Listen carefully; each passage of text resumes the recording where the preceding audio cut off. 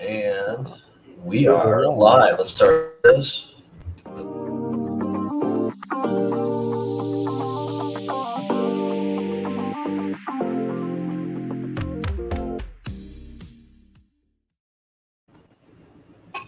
And because nobody was watching, I'm going to hit it again.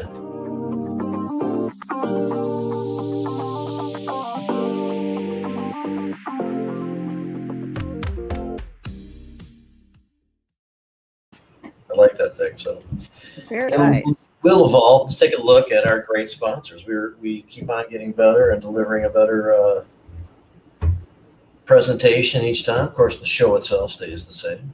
But we got some great sponsors now, people that have stuck with us from the beginning, have wanted to help us out. Finally got to the point where we could, and here they are. The Botanical Company, Redemption Cannabis, Real Leaf Solutions, the Detroit Nutrient Company, Grow Green, Michigan. All right. Nice voiceover, had some, Colin. Yeah, I don't know if people could hear it or not. I think we might have been muted, but there was some music on it before, and trying to post it other places, it got flagged.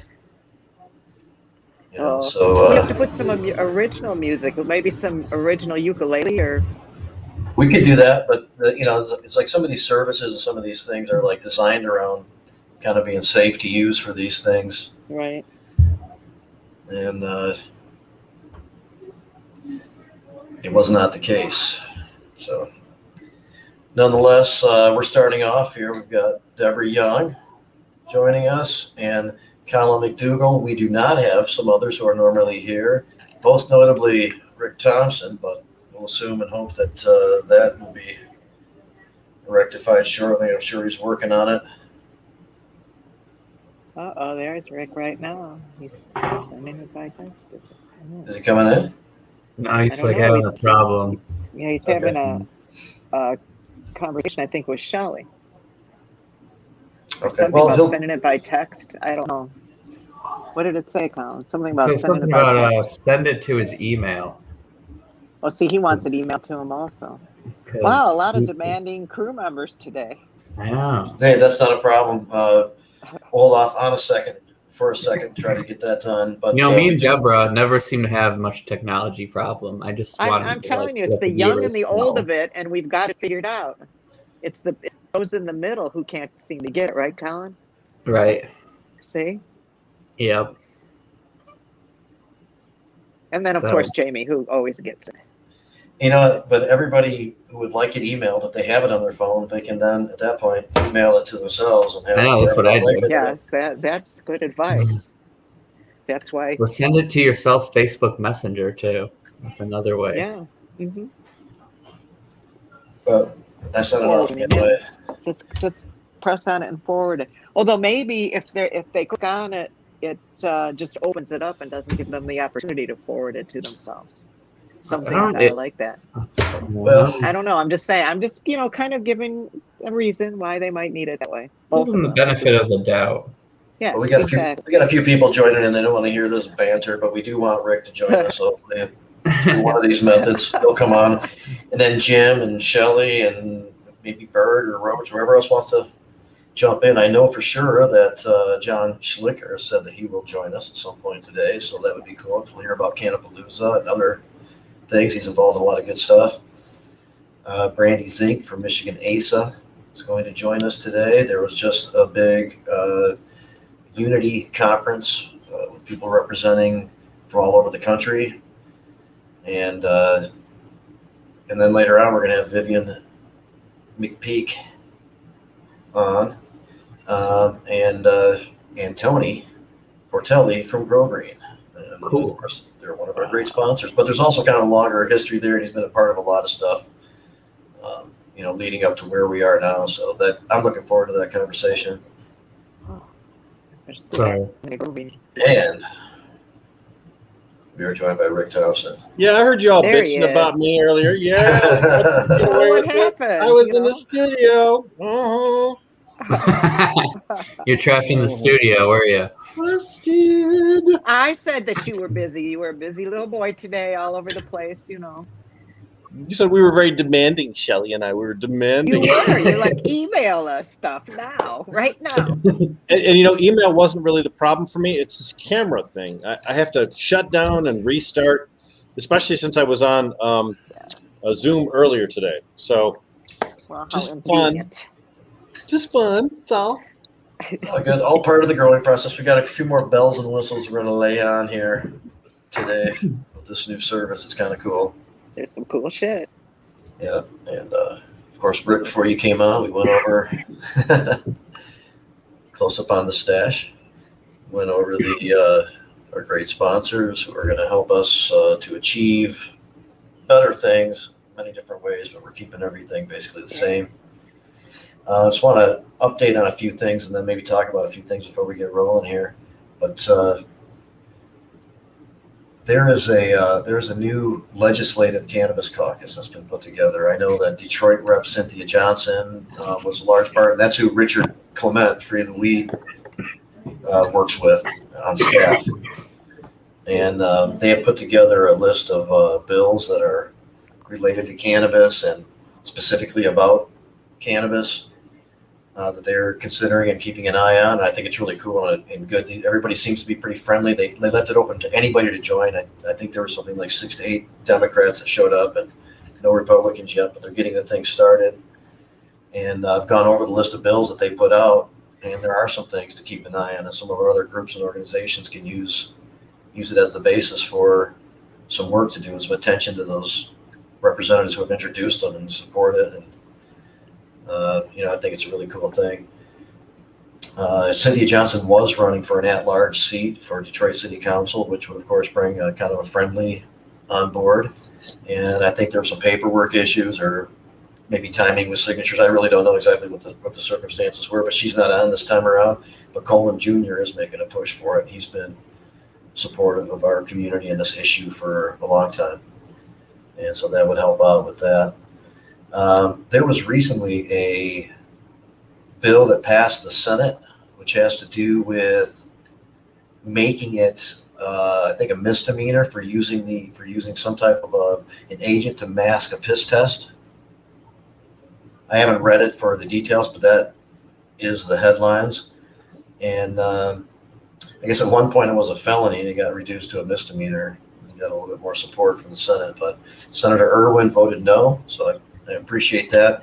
One of the few things that stays in your system long enough to be subject to being caught through one of these tests, unless you're using stuff like the day before, cannabis is the thing that stays in there, and it works to expose that more than anything else. And I don't see the reason for it. It kind of reminds me of another kind of prohibitive, restrictive kind of a move instead of something that moves forward, and it does incorporate other issues and stuff, but it does affect cannabis pretty directly because of how that all works.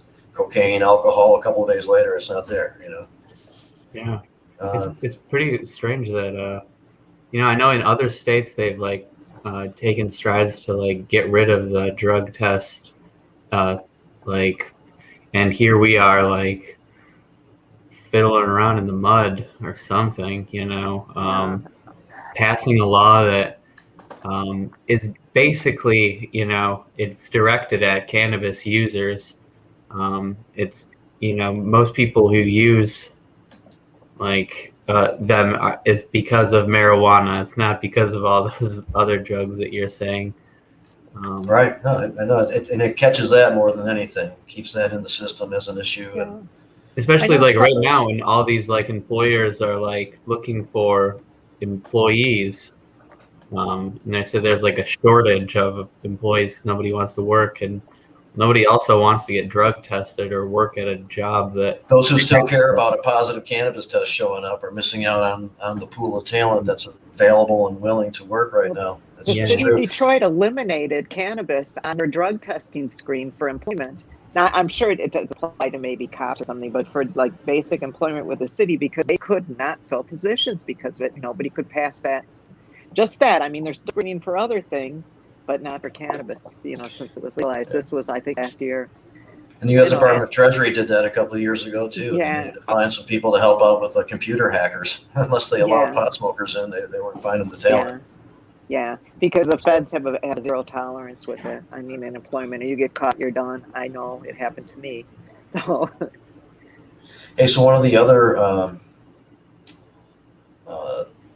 bills that was introduced and has some support, and I don't know if it actually is going to be taken up a committee and considered under that light. I don't know if it has that kind of traction or not, but it does have other sponsors on it. Is to ban advertisement for cannabis companies using billboards. And a small group of us were able to meet with one of the sponsors, Representative Abdullah Mahmood out of the Dearborn area. And, there's some politics at play here. I mean, he's not going to withdraw from his position. There's probably some advantages for him to do this. That's related around some other political aspirations. He wants to become mayor of Dearborn, and there's a constituency there that doesn't really care for cannabis and doesn't want to see the billboards. And so whether or not this goes anywhere, his being proactive in this regard is appealing to some of those people. Stuff like that goes on. That's how this stuff works to a degree, but he was very kind of cool overall. He recognized the civil rights aspect and the struggle it's taken to get to where we are, and he wanted to make sure that we didn't conflate his lack of support for people's rights with his concern over what the billboards could possibly do. Now, in terms of that, I was part of the conversation. There were other people there. I don't want to speak for everybody, but generally, I wasn't convinced that there's a reason in the first place for this in real life. There are the political reasons we just discussed, but there's no actual evidence that kids are going to look at a billboard and hurt themselves with cannabis, or that it has happened. And it seems to be one of those emotionally appealing kind of, bits of legislature. So what about the children? That's what we heard for years. It's another one of those, yeah. Yeah, I mean that was the big Satan that we were fighting, was that whole what about the children? When they don't make sense, or you're saving the children, or keeping the kittens from burning, or Right. something like that, there's other stuff, surrounding it. Hey, Jamie, do you see Shelly in the studio? No, She just sent us let me in. I do not. I don't. She's scolding us by text. Let me in. At Well, least you know Rick what? had the balls to come You know out and what? scold us in It is both true that I don't see her, but it is also true that she is here. There was a second row that got started, and it I was. had an invisibility cloak on. Yes, so. exactly. Yeah, you got to learn how to use your superpowers at the appropriate time. Stay. Well, there's a pause in the action here. Let's just say big congratulations to David Rudoy, and Kayla for being pregnant with their first child. Congratulations to them. Getting married a little while ago, and now looking out for their first child. And also, how about a little sadness for Boston George, a friend of the show who's been on the program, who's not doing very well in health. So we wish him the best, but our thoughts are with you, Boston George. And thanks very much, David, for all the support over all the years. He's my personal attorney. He's helped me out of a lot of jams, so he's a good guy. We'll have him on the show soon. I've talked to him recently. Thanks for talking me down last night, Jamie. That was important. Yeah. That was important. Well, some more politics. I mean, that's part of this. I kind of like to push envelope and Apparently, I do use too. logic, I am but, discovering. well, I mean, there's a lot of different perspectives and motivations and things like that, and there's just part of what we work with in these groups and organizations sometimes. So we'll sort through a lot of that, but that is no problem. Yeah, that was sometimes things get kind of intense. Yeah, what I appreciate is in the middle of, sure, Robert's rules. If I were to come up with an organization, it wouldn't be that way. We would start with a vision. We would plan the vision. We would work together differently. We wouldn't be let in on the credibility of our organ. I don't know. Like, are you here to help? Are you ready to take action? Let your ego park at the door and let's do the work. And so it's tough sometimes. But what I appreciate about Jamie is he says the things. Sometimes he says the things that I'm like, is this an okay thing to say? Because I'm new at it, and I get a little bit of pushback feeling, you know. And I got some confirmation last night from someone else in the group that was like, I appreciate you being in the group, and Cool. woo. Anyway, and then Jamie just kind of, I bitched, and he was like, listen to this song I'm playing on the guitar. And then I would bitch some more. He'd be like, see if you can name this tune. And then I would bitch some more and try to name the tune. And it was very helpful. It was very helpful. And I had to bust out some Ted Nugent. Yeah, I know. times I had Jamie to Really get get takes through. it, you know, listen to it. I know. You know, Wow. True. Just it was an extreme situation. You know, it had to happen. So A sounding board is very valuable at times. To have another human being that actually listens and is paying attention to what you say, you know, and sometimes having a human being who's playing the guitar and not really paying attention to what you say is helpful too. But you know, I was totally paying attention. he was paying attention, and everything. he'd been in the meeting, you know, and you'd been in the meeting, I Rick. was just guiding her down a happier road. It was. He was. I was wanting to turn back towards bitching. And, I mean, there's you know, sometimes things get more complex than you anticipate. And they get frustrating, and you have to wade through it. Yeah. in cannabis, Everybody has good intention in this whole discussion. We're not going to get into too many details, but I mean, everybody has good intention. Everybody has great intentions. Here's what I know. If anybody's wanting to get in on activism and they're watching or listening to this, is that any day that we deal with ego or bureaucracy is a day that some guy's sitting in jail and he doesn't even know why he's been there a whole year already. You know, the guards don't even believe that he's in there for cannabis. There's too many of them going like, oh, somebody out there cares? Well, when can y'all talk to me? It's like, well, first we have to figure our own shit out. Right? You know, it's like, first we have to figure our own shit out, which is, there's a lot of moving parts, but it feels so urgent. And it sounds like so, legalized. Yeah, it feels so urgent. I wanted to. Jamie had to call me during situations of that too. Yeah. When you're doing charity work, the stakes are so high, though. You know, you hate to mess it up because the consequence for failure is really someone else's misery. But she's right, especially if you have lawyers involved and they just want to talk and talk and talk and talk and talk and I get her point. You know, the whole point of organizing is for action, and there has to be a certain amount of talk and organizing going on, but it's action that you're looking for, Shelly, right? It's like motion to get shit done. Yeah. Motion to quit talking about all this other shit so we can like do the shit that we got on this call to do. That'd be my motion most of the time. As I was the bigger the group pointing the out here harder too, it's going to be. Along with this, that there's legislation out there too that we're trying to be aware of that seems to want to be prohibitive concerning cannabis, which is our focus, but you know, at large, and not moving forward, you know, which is how we would prefer new cannabis legislation to look. And we need to keep an eye on that too, and be in the position where we're kind of a cohesive group and leaning the right way and utilizing our resources and associations at the right time in order to try to affect change. And I think everybody wants to do that ultimately, and so hopefully we'll figure out a way to all come together and do it. But one of the reasons it got a little out of control is one of the reasons that that coalition or this group is so good is because it has a lot of different influences and perspectives. It's a really powerful group of people, and if we can all get going and taking action in a flow way, it's going to be incredible. Do you know what I mean? If we can get a way to like find prisoners, match them with a lawyer, get them talking and emailing to people, finding them jobs, like if that flow can happen, let's build that vision. You know, let's build the vision of it all flowing, of like, it's flowing. We have a path of how we've got a semblance of a path right now, but it kind of feels like somebody hacked out a path in a jungle. You can get through it, but it's not smooth yet, so I'm ready to like Move those boulders and trees. move those boulders, get some heavy equipment in there, build a path.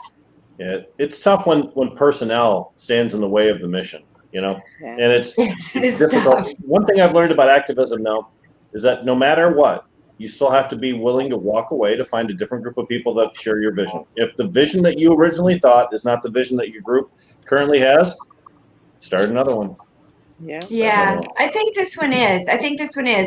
I'm eager and not in control, which is a lot of life, But I planted a bunch of plants in the last 2 days. And that was fun. So I've been playing with weed in a greenhouse, and that's, happy making. And it's 420 right now. And it's 420. And I think it'd be kind of a cool time if Rick would let everybody know about a recent accomplishment for this very show.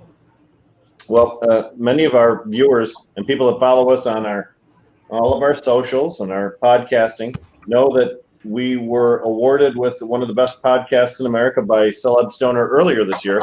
Just today, we discovered that we were the winner of a Distinguished Excellence Award from the Communicator Awards in the United States of America for our single episode, which is the John Sinclair episode, which we recorded back in 2020. So it's quite a nice accomplishment. 6,000 people entered. I think they only gave out 200 awards. So it is not just a buy it and get it kind of a thing. It's pretty cool. It's pretty nice. And you know what the fact is? That's awesome. I'm more impressed with it, the fact that John was involved. Makes me happy that's just another gem in the crown of John Sinclair. So great interview too. And people didn't hear it. I believe they can go back and listen to it. It was awesome. We'll play it again. John go, and he told a story about a really, eventful time in the United States, and he was right up in it. It was off the cuff. It was a request from Rick. We knew about the story. It was like, hey, cool. Hey, what's the deal with this, John? And he remembered so many details and no preparation, just like lived it and recounted it to us. So that's why I watched it again today. It's only about 13, 14 minutes long. So it's not a big investment of your time to learn about some American history directly from the mouth of the man that made history itself. Yeah. That's cool. Hey, Jamie, are you the only one who can talk in the chat? No. You can go to the individual chats and do it. Oh. I do have them conveniently with this new program. I don't know how to. Master Like go on Facebook. For example, I can do this. The wizard. When Josh likes to say that we're doing a good job, I can make sure that everybody knows about that. Wow. Thanks, Josh. Hi, Leroy. Hi, Robin. When Becky, who's a great activist and who supports Sons and Daughters United and other great efforts like Glenn, Redemption, we can go like this when she tells us awesome when she hears about the John Sinclair. Oh, look at this. Thank you, Becky. See, we are reaching. When Mary Schneider is happy and wants to thank us for helping out in Ohio, patient some ideas for some stuff, we can do that. Thank you for that profile pic, Mary. That's really what I'm grateful for. I know, that was amazing. You were like a garden goddess. Yep. Beautiful. Big bird on the one side. Yeah. I want you to look. If I ever meet you, I hope you have that bird on and that costume or dress, whatever it was. That John Sinclair episode, a couple weeks later, I saw a similar story on I don't know if it was NPR or Detroit Public Broadcasting, but it was a shorter version of our story that he told. So I think somebody heard it and it inspired them to write a story. Well, I know it was actually featured in media. There was at least one story that I know of that was inspired by that right away. So it wouldn't surprise me. I commented on that story. I said, we already did this. Just kidding. Nice job, guys. We just did that last week. Too late, Just not great. kidding. Bye-bye. Just kidding. No, that's awesome, though. The fact is, nationally, there are podcasts all over the place. There's a listing. When I go to my particular podcasting service, there are like 2,000 different podcasts featuring cannabis in the United States of America. It's easy to do, and I'm glad for that. People get a chance to express themselves and share knowledge. It's awesome. Yeah, and it needs to reach the tipping point, like where it's everywhere. But we're at kind of the top level of that. Although there are cultivation specialists, there are political specialists, there are legal specialists. We're tops of our class, man. Congratulations, all. I wish Jim Salame was here to share the credit, because Jim's a good guy and he deserves it. There was just on stateside on Michigan radio, there was just a guy talking about psychedelic healing. His name is Paul Austin. Like just before this show, there was a story on stateside with April Bear, and it was about psychedelics and psychedelic healing. And it was that's a very middle of the day mainstream type show. And I love it when they do things like that. And Julie, I'm sure Jim knows him because he started kind of a movement on the west side of the state, and he helped out with decrim. Do you know that name, Colin? Paul Austin from West Michigan? I don't know. Okay. Maybe I do. I don't know. There's a lot of people. There are a lot of people, just generally, and even acquaintances sometimes. Way too many. Way too many. It's funny. And white dudes, just white Michigan dudes. Just having your average white Michigan white dude. You know that white guy in Michigan? He's got like a little bit like a beard and a flannel shirt. Yeah. I know him. Was it Colin or was His it? name is whatever it was. I know him. Yeah, he bartends sometimes. Schlicker? Has a 2 tattoo on his forearm. Baseball cap and a goatee. Yeah, brews his own beer sometimes. Camps a lot. I know him. Plays the ukulele a little bit. I've met him. Kyle Miller? Yep. Yep. He's all of the people. He's all the people. No, we're blessed. We have a great industry, people that really care about things, whether it's psychedelics, whether it's cannabis related things. Jeff Milberg gets my joke. He knows it. I'm sorry. I got high and now I don't know what we're talking about, so I'm just going to keep interjecting, and you guys are just going to have to battle through it. Hey. All right. I'll try to shut up for a minute. It's all good. I don't know what Milberg said because Jamie hasn't shared the comment. Yeah, Jamie, you're supposed to be sharing that stuff. Oh. No, you can just look. You can just click from private chat to comment. You can see it. Just click comments. We want Jamie to do it. Brunt, though, somehow. We want Jamie to put it on the banner on the bottom. It looks cool. I don't know what it means, but that's what he says. So it's super professional. We want Jamie to do it, Shelly. We shouldn't work. It's Jamie. Jamie's in charge of working. Well, we should be getting Tony Portelli on here any second now. I'm looking forward to that because go back a long way in this whole world and recount some of that stuff. So I was just yesterday had a press conference with Tommy Chong, helping him to launch the Chong pre-roll line here in Michigan. What? Hour long with Tommy. It was a lot of fun. Always enjoy it. He's bouncing around a little bit, but you Did got I the just message. leave and come back? Yeah, your audio's going in and out. You got stuck, but we heard that you hung out with Tommy Chong. We have to help facilitate that. And we got Tony here. We're going to bring him on as soon as he gets back. Tony. There he is. Hey, everybody. Hey, Tony. Tony Portelli. Hello. Back on. Check this shit out here.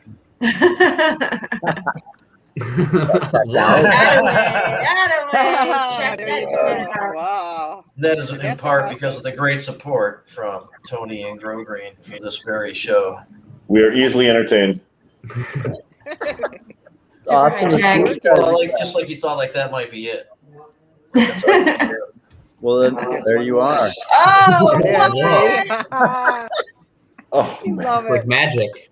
Look at If it Jamie comes by smile. again, If if it goes by again and Go if and you catch want it, to Rick. level up, I could sing with emphasis. No, Either way, just to keep leveling up. It's on ticker. It'll keep The going. Grow Green Michigan store is the largest of its kind in the country at over 75,000 square feet. GrowGreenMI.com. Whoa! All right, let's All right, here we go. Woo! That was Grow solid. Green Michigan is family owned and operated. Get it. This is fun. Just keep scrolling copy. Well, it's not like I set up a. Well, that's Yeah. thanks Start typing, for having Jamie. me Get on to the work. show, you guys. Just start typing copy. There he is. Tony, There thanks you so much for being on here. Grow Green is Grow Green's such a great place, and you guys just relocated to new digs, and you're in a much bigger location. Everything's moving up for you, man. It's great to be able to service the community actually, and now with the new facility, things are moving a lot smoother, and delivery service is working out really good. So we're able to hit the entire state now, and with our trucks are freight carriers, so things are going pretty good. Believe it or not, there's a major shortage in Pro Mix. Could you imagine that? They can't even make enough of it. There's so many people in Like Oklahoma perlite? the peat So many moss people was growing in like a medium. Yeah. Oh yeah. It's been hard. I work at a farm, and we're always, like if we hear about somewhere, we go there immediately. Well, that's Go to Grow It's Green real. right now, right? Good corporate County Grow Green. yeah. I'm doing a show. We got Right you. now, We got Shelly. you covered. We have tons of it to service you in the community. So. There you go. Yeah, no, things are going really good. We actually had a couple events too, Rick. We did a puff and paint, and then we had a Gypsy Goddess Festival over a couple weekends too. In the What? so it was pretty You- cool. We had a couple Can little. you say more about both Puff and Paint and Gypsy Goddess Festival, please? Yeah, no, they were fire. The puff and paint we had, and we basically were painting up some Halloween pictures. And we had about 65 people, and it was everybody had a good time. So it was definitely something to get some people back together. It felt good. And and then of course we had the other one. What, explain that Gypsy one. Goddess. Gypsy Goddess. Or Yeah, Gypsy Goddess. that was actually we let somebody that is friends with us use the space, so it was kind of her festival. Mm-hmm. But I think they had some tarot card readers and some energy healers and stuff like that. Wow. People came out. I guess group that came out for that.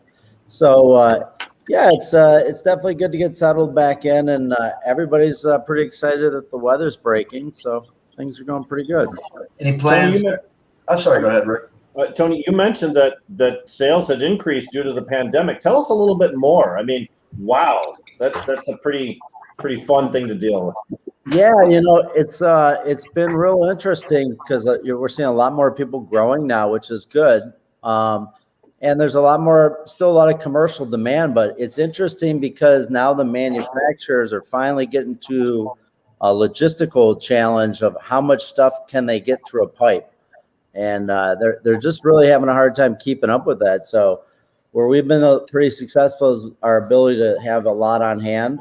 And with the live inventory on the website, you can totally see what we're carrying before you make that drive, or you're missing out on anything. So probably something new. Hey, Rick, have you checked out any of those dank deals or the new site that we have up on growgreenmi.com? No, and I really should.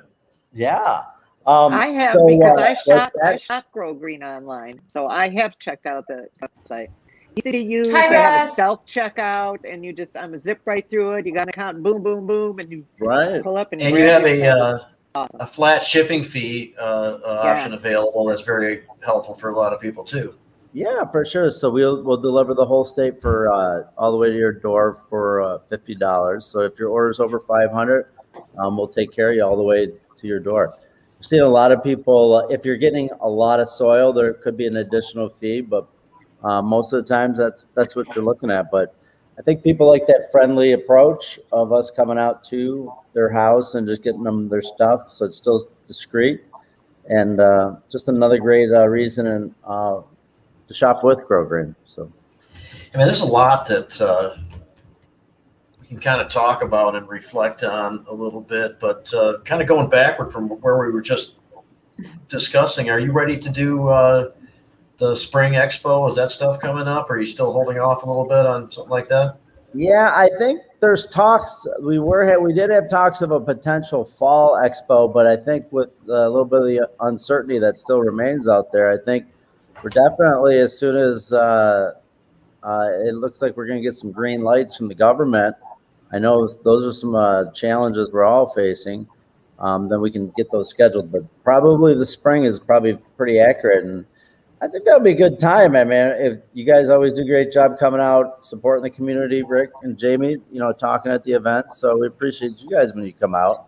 You guys have been real strong movers in the whole industry, and we appreciate that. Well, thank you very much. You hosted several other special events too. The Planet Green Trees 400th episode. You've had all kinds of different stuff that we've done at your location, and being an advocate for the community means you get a lot more of community support. Thank you for all you've done, Tony. Yeah, no, I totally appreciate you guys. Thank you very much. Well, and part of that, exactly what you described, being able to come out and talk about what's currently going on, especially was very nice and helpful for us during the couple of campaigns that we were heavily involved in to try to legalize cannabis in the state, to have that forum so consistently. And you created a space for a lot of the people who come into your store to be able to get more in-depth presentations from a lot of the vendors and stuff whose products they regularly buy. And included with that, you would have Rick and myself there to help update on the political and legal side or whatever's going on in the campaign. And, mutually helpful. Just another one. Now, are you guys seeing any new things that are coming down the pipeline in regards to some of that? That's going to affect the growers out there in the industry? We were just talking about the Dearborn. In Dearborn, a Rep Hamoud put forth this no billboards thing, and Jamie and I, that's what we were talking about a little, like right at the very beginning. There's a lot of communities now looking to curb caregiver activities. They want to register or they want to restrict it. And that absolutely affects the people that are buying a lot of your stuff, Tony. So there is some news out there. And it's an alarming number of communities trying to restrict these rights now. And on top of that, there is language floating around that we're aware of, although as far as we know, it hasn't found a home and hasn't been introduced yet. But it would seek to pull back and restrict on some individual rights that we currently have. And so forth in people's homes. Wasn't there some case or some stuff going on up in Clio? Was that ever passed, or was it decided up there? Well, there was Buddy was working on up there. Flushing Township, which is one burg over from me. Flushing Township wanted to restrict, make caregivers register, restrict to where they can and can't do, and limit the amount of cultivation they can do, limit people coming to their home, a lot of different things that they wanted to try. We convinced them it was a bad idea, they would get sued, so they sent it back to planning and zoning. But it's still alive, Tony. It's still swimming around in city government. Well, where is that? There's something in Dearborn too. There's like they're fighting about it there though, because it puts like most of the if a caregiver wants to like even grow into a corner of town that's like the poorer part of town, and so there's like a lot of pushback from that community as well. It won't be so it's for like long. So it's like weird that like one council member, he's like adamant about bringing it up, and so I don't know how it's really gonna if it'll even move forward, but it's just kind of like sitting and just causing upsetting like the community in a way.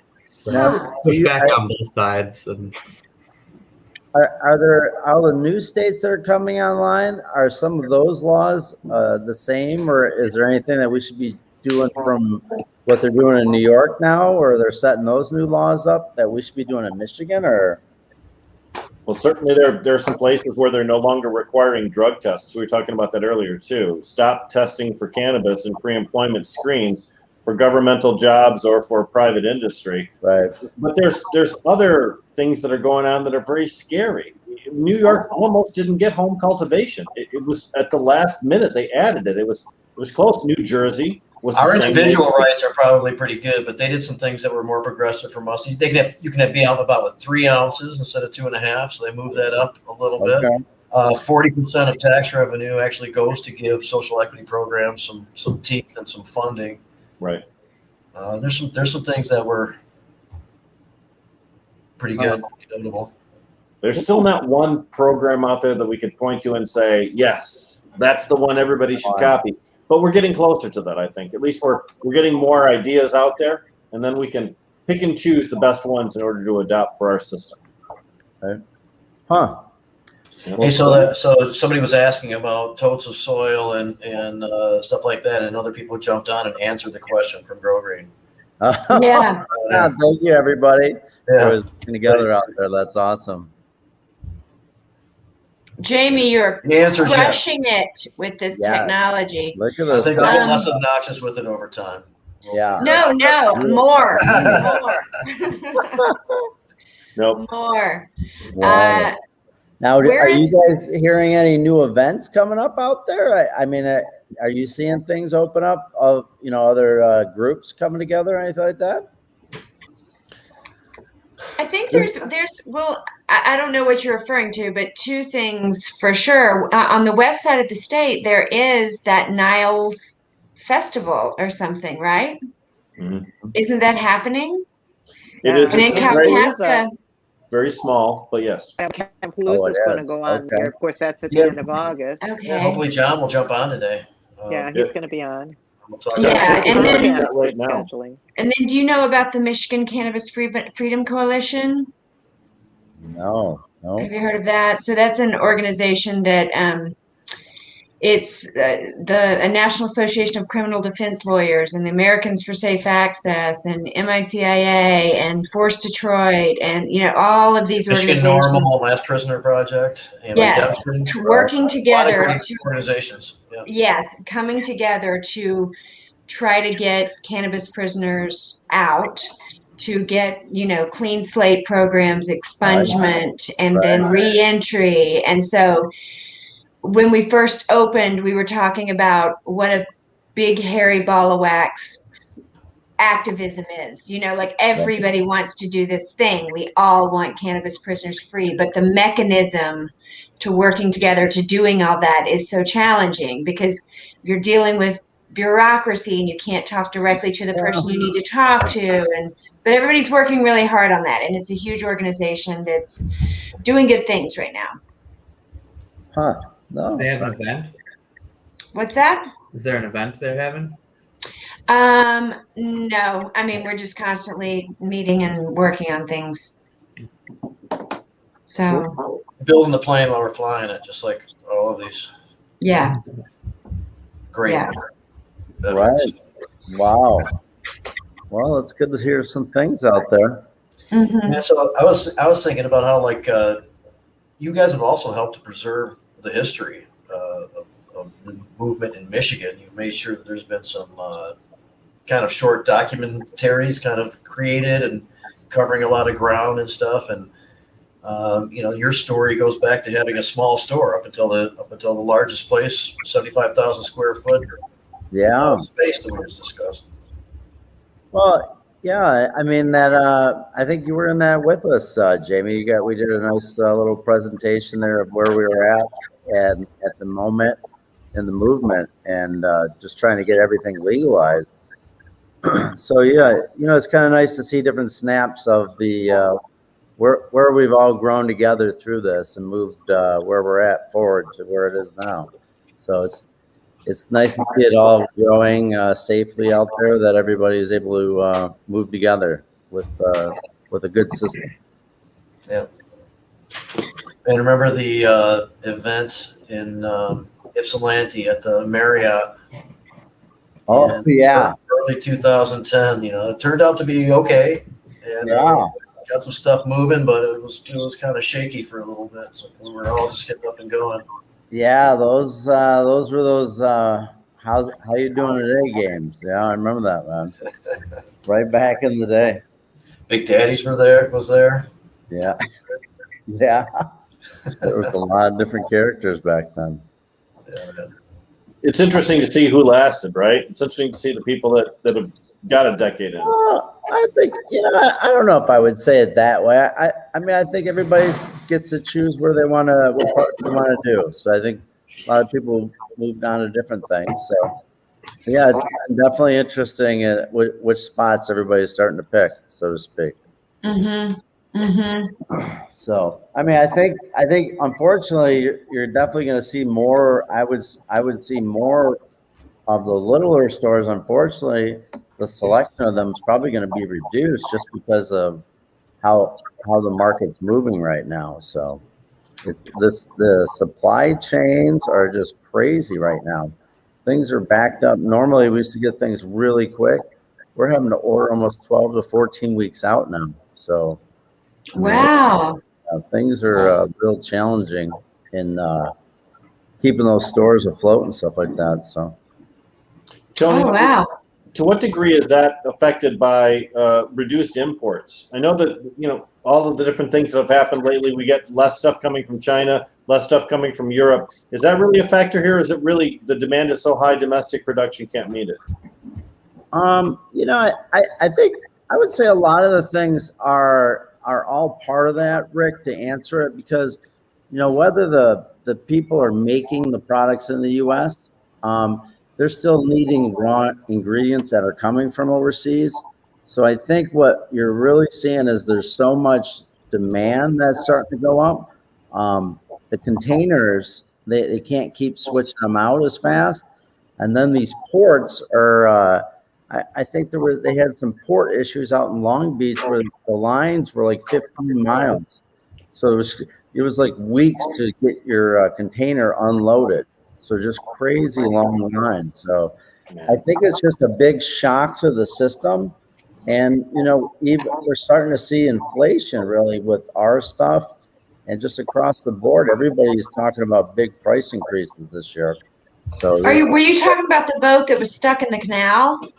Oh, that was a whole nother situation over there on top of Long Beach. Yeah, that backed everything up down there too. So Yeah, I wondered if that was I remember hearing some giant number about how much commerce goes through there and how much it was going to affect billions of things. Mhm. And just hearing it on a story oh, okay, yeah, that's going to be weird to see that play out. But you probably cannot get what you need because the things can't get where they need to go. It's just that simple. That's where really you got to be really overstocking things and have a nice supply, else you're going to get stuck in a situation of this just lean inventory doesn't really work in this new market with these challenges from overseas. See you later, dude. Hey, so Yeah. Tony got one more question for you, and then whatever you'd like to leave us with. Somebody decides, that they'd like to give growing a shot. They'd like to see if they could do a couple plants for themselves. They're inspired by the new world a little bit. Somebody come into your place and be taken by the hand through the whole process and set up with all the basic equipment and some base knowledge to get started with. Oh, for sure. I think, if before you come, I think I would have a couple thoughts. I would get an idea of what you're looking to achieve. And if you think this could be something you're going to go long-term, there's a lot of different options that we can help you with to get you the package that you're looking for and keep it within the range of price you wanted to stay within. There's a lot of different technologies out there. The nice thing about some of the LEDs they have out there now is you're not changing those bulbs out. You're saving more energy now. The price on some of them come down. Some of them are still up there. I think there's a quality, really fine-tuning quality over just getting through maybe a tent grow. But whether you're setting up a giant room or you're just setting up a tent, I think there's a lot of different ways to accomplish that. And we can work with you on those solutions, and when you come down, we'll help you out. Right on. Anything you want to leave us with? And Well, hey, I want to say thank you guys for doing these shows. I think that's awesome that you guys are keeping us all informed out there. So I appreciate you for that. I just want to say thank you to all of our customers and being part of the community. We're able to help you by having all the supplies that you need. So just if you ever need to check us out, feel free to hit us up at growgreenmi.com. You can come in the store. And a lot of people take advantage of just placing the order through the website. And then they do the $50 flat rate shipping, and we'll bring it right to your door. And you can even pay COD if you'd like. So I think we're thankful that what we're doing for you guys. And again, thanks for shopping with Grow Green. Really appreciate it, man. We'll talk to you soon. We'll definitely have you back on before too long and see what's going on. Awesome. Well, thank you so much for having me on. You guys appreciate you out there. May the 4th be man. with you, Tony. Yeah, man. May the 4th be with you. Yes. Yes. So, Yes. hey, in the meantime, we have been joined by Brandy Zink and Vivian McPeak, and we're going to get to Vivian very soon and have a much more in-depth introduction and find out about a lot of stuff. But we do want to hear from Brandy, who is the chair. Many people know her from other things too, but she is currently the chair of the Michigan ASA chapter. And National ASA just held a unity conference. We were represented by Michigan a few different times, and I think it went pretty well. And I just want to make sure people know about it. And Brandy's going to just give us a report on that. Hey, Brandy, what's happening? Hi, everybody. Hi, can you hear me? We can. Yes. Excellent. Hi. I want to say hi to Vivian, too. I'm wearing my Seattle Hemp Fest from 2013. And I was honored to get my name on the back as a speaker. So Nice. I haven't seen you since then. I think virtual world, a big hug all across the world. As a Unity conference feels like that, too, this year since we had to go virtual. So I hope more people were able to participate in the conference, and it's going to be available on the safeaccessnow.org website. So when it's available online, anybody who's a member, you'll be able to see it for free. ASA has a membership sale right now too. It's only $15 to help support the work that they do. And ASA has so many great resources and reports that are coming out for the 2021 State of the States.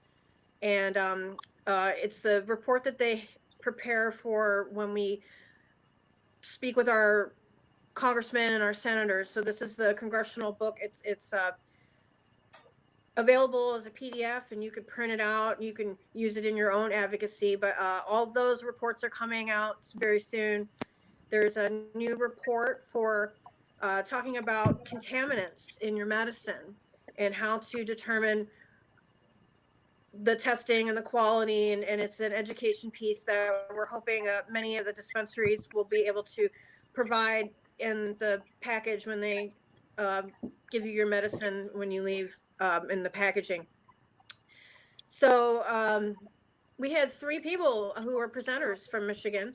And one of our board members was Gus Rosanya, the professor of pharmacy at University of Michigan.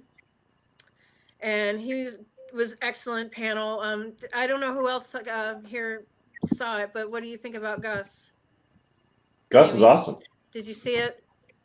I saw the segment with Gus, and it was quite awesome. Yeah. And Steph Shear, the former executive director of ASA, was quite interested in some of the stuff that Gus had to say. And I think she's continuing that conversation with him. And the topic was about removing marijuana from the schedule and descheduling and what that looks like and what next. And so actually hopefully we're going to have a date soon, but Gus is going to be doing a webinar with the Michigan ASA chapter that you'll be able to tune into and see more of the discussion there. And then we had Andrew Brisboe, the marijuana regulatory agency director. And he was on a panel that was talking about patient rights, about the housing and HUD housing and other barriers to equity where we don't have protections as patients for custody or housing or employment. and some of those things. I was actually, and I think maybe Jim, you saw the panel too, but I was pleased with what Mr. Brisboe presented and encouraged, and also felt that we have now a more of an open doorway, and that his doorway perhaps has always been open, but I think that we need to do outreach and educate, you know, because the doorway's there. How do you feel about it? He was very reasonable and did a very good presentation. There was a discussion of what happens when we move into more of a national world, and he discussed the national regulatory group that he helped to form of like 17 states where there's some type of cannabis activity, and all the bureaucrats discuss these different systems that are going on, and trying to come up with a better national system, which I prefer that approach other than some people in Washington just trying to figure it out. But anyway, yeah, everybody from Michigan, including Representative Robbie, gave a great presentation. Yeah, Rep. Robbie, we really need to thank our representatives and senators who are advocates and who are the ones who really are doing all the fighting. And they're only as strong as the people that they represent. They really need to hear from us. We need to keep that dialogue, keep calling your senator, your rep, even if you don't think they're going to listen to you. If you approach them in their office with respect, if you're accurate, brief, and courteous, keep calling. There going to be more alerts. So I urge you to please go to safeaccessnow.org. Take Action Now tab. We've got the HUD housing. We have the VA. We have different agencies that Biden administration can direct and make the change right away. Biden can create a commission that we can look at what does descheduling marijuana look like, and have an advisory commission that would look at perhaps making marijuana away from the DEA, NIDA, NIH, etc., and put it into its own Office of Medical Cannabis Control. So ASA has on their website, safeaccessnow.org, the federal suggested federal legislation that we'd like to see. So there'll be more of a lobby day coming up that we're going to organize on both the state and the federal lobbying. So all of that, make sure you join ASA, sign up for the alerts, and you can also see our monthly meetings for the Michigan chapter are going to be every third Wednesday. So May 19, I think it's May 19. But the third Wednesday, every third Wednesday, so you won't forget, every third Wednesday at 7 p.m. is our chapter meetings. Right on. You can find us on Facebook, and Michigan is very strong because we have an activist base, but hearing the voices of patients and that they're trying to take away our individuals' rights to grow, or for our caregivers to provide our medicine, and a lot of our personal liberties could be at stake. It's really important that we keep making those calls and get good representation. So thanks to Rep. Youssef for speaking at the panel at the American for Safe Access Unity Conference. He really represents us strongly, and we need to make sure that we create that political space for him to keep doing that work, and others on both sides of the party. Right. And Brady, where can people organize? Right. I'm sorry, Brandy. Where can people watch that? They can go back and catch that those presentations if they want to see it again. The safeaccessnow.org. Okay. For Americans for Safe Access is your main portal to all of the. It'll be a separate conference link, and there's also the Take Action link. So take action and click that link, and it'll give you a script for a phone call. It will give you an option to do a printed letter. It'll give you the option to even do an old-time fax machine or email. And when you can also call, and it'll dial you right in and help walk you through the steps so that they keep track of all that. They know that they had 5,000 calls based on our last campaign. So I mean, your call matters. That's awesome. It makes a Which difference. is It's that not, was it's the not No just Patient, dialed joking. in No Patient there. Left Behind campaign. The Is No that it? Patient Left Behind. Yeah, that's And pretty it's still cool. going on. We still need to make those calls. Right. Keep the pressure to heat up. And sending all the love and gratitude for those who fight hard, because we're all a big part of a massive movement. We're a global movement. And Michigan, Awesome. you kick ass. Well, I tell you what, thank you very much, Brandy. And you know, Awesome. we like to get some. We do concentrate a lot on Michigan stuff, but you know, we do like to cover some more national and broader perspective and history and all that kind of stuff. And of course, with that, and I'm happy to meet somewhat personally, virtually, Vivian McPeak. How are you doing? And let me put your. We just got this. We're just using this new stuff here. There you go. Doesn't get much fancier than that. And that's just the most recent credit that you have, and we'll talk about a list of stuff. But thanks for joining us. Hemp Fest in Seattle. Of course, just COVID, like a lot of stuff, kind of compromised by that, but it has a rich history and tradition. And when we were talking about Hash Bash recently, which takes place first Saturday in April at high noon this last month, we talked about some of the other events, major events around the country that have a lot of importance and tradition and things like that. And Hemp Fest is certainly one of them. So we're interested in that a little bit, but also the journey leading up to your joining Skunk Magazine recently, and any other kind of effort or perspective that you'd like to discuss with us. I'm just really happy to be able to meet you right now and being such a big part of the history of our movement nationally. Welcome. Vivian, you're on mute, my friend.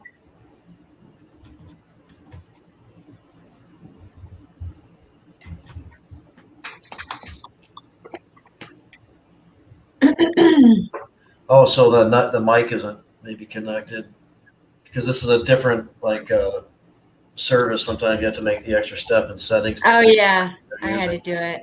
Yeah. I didn't realize we were being closed captioned. That's pretty neat.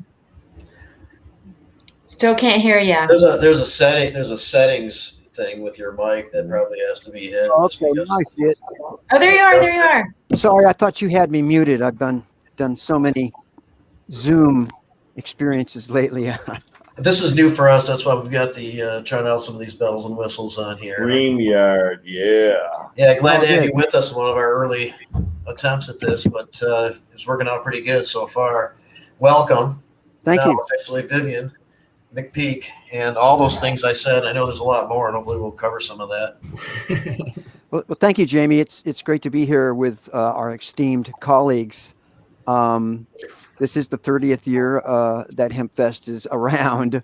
It's been a crazy journey to justice. As you mentioned, the pandemic has had a really huge impact on public events all over the world, really, and certainly hit us like a ton of bricks in 2020. So we have a board meeting actually tonight to further assess what is possible under the conditions here in Washington State for this year. We'll certainly be doing something. I'm personally extremely skeptical that we're going to have our usual 100,000 people down in the park in August like we normally do. As we all know, cannabis events are a little bit unique from other public events because no matter what you do, there's going to be a bunch of people sharing from their mouths with each other, probably. Mm-hmm. Not to mention the fact that our state right now, our city of Seattle, is not processing special event applications for events as large as Hemp Fest. So it's very hard to plan when you don't really know what the landscape's going to be a few months down the road.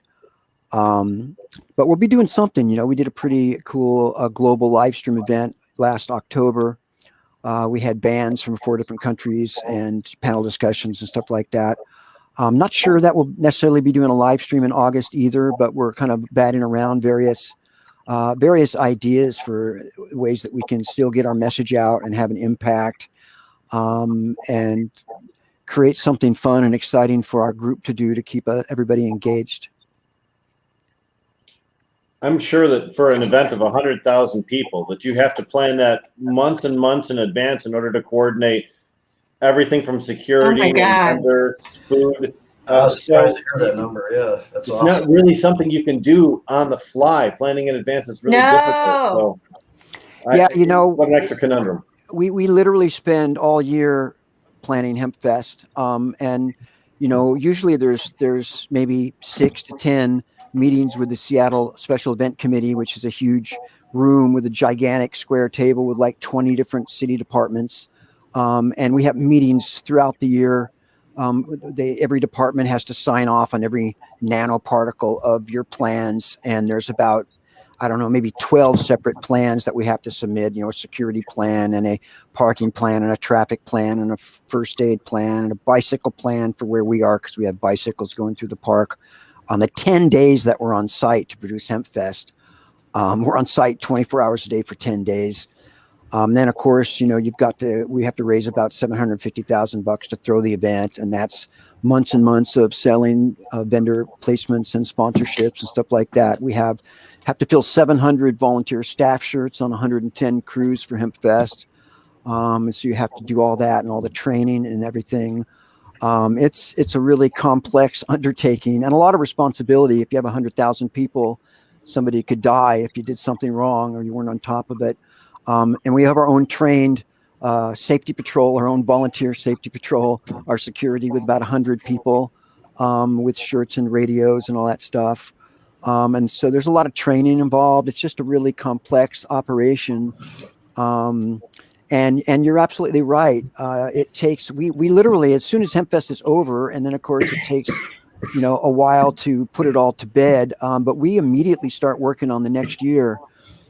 So it is something that you can't just throw together in a couple months. It's not doable. And that's even, if you're going to get a permit, from the authorities to present the event.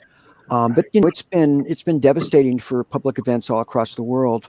And we're just trying to hang in there. And, being shut down halfway through the year last year was really difficult for us. And so we also have to use the limited resources we have right now very wisely and selectively, because we're kind of hanging on by a thread like a lot of folks are. Yeah. And you mentioned 100,000 people, takes a whole year to do. 30 years in the running, it must have been very difficult to convince City Council 30 years ago to allow a hemp fest. Talk about that. Well, I'm not sure that Seattle Hemp Fest would exist if we weren't in a progressive, city like Seattle that has such a rich history going all the way back to the Wobblies of dissent and protest and stuff. But we initially kind of came in under the radar for the first couple of years because the person that was processing just a regular parks event permit in those days, in the very beginning, because we started off small, he was a deadhead, who we kind of knew from the Blue Moon, which is this historic 70-year, or now it's 90-year-old tavern in Seattle, which is kind of the Grateful Dead headquarters of the Pacific Northwest.